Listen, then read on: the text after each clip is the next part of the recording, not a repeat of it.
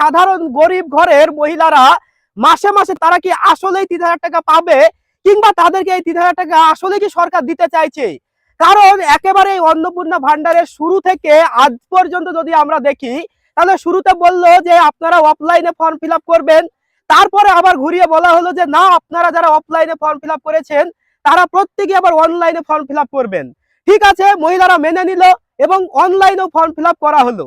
তারপরে একের পর এক ভেরিফিকেশন, একবার টাকা ঢুকছে পুনরায় আবার ভেরিফিকেশন, এইভাবে চলতে চলতে আজকে আগস্ট মাসের 4 তারিখ, আজ পর্যন্ত এখনো কোনো মহিলার অ্যাকাউন্টে আগস্ট মাসের টাকা ঢোকেনি।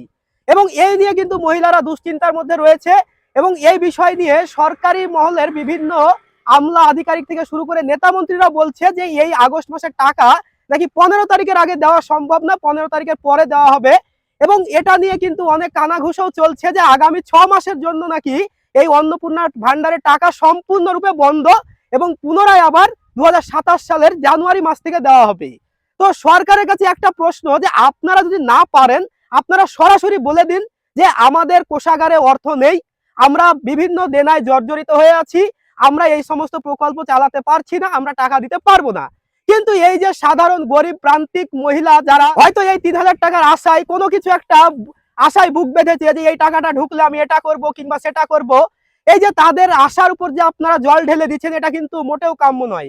একটা কথা ভুলে যাবেন না যে এই গণতন্ত্রের সবচাইতে বড় দেবতা কিন্তু এই জনগণ, অর্থাৎ আপনারা জনগণের ভোটে নির্বাচিত হয়েছেন, জনগণ আপনাদেরকে সিংহাসন দিয়েছে, সেই সিংহাসন থেকে একেবারে লাথি মেরে ফেলে দিতে কিন্তু জনগণ দ্বিতীয়বার ভাববে না।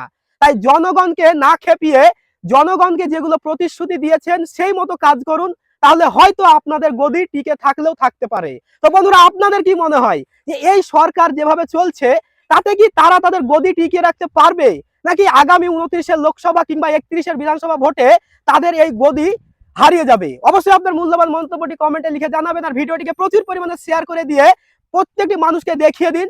আর এইরকমই আর ইনফরমেটিভ ভিডিও পেতে অবশ্যই আমাকে ফলো করে রাখবেন।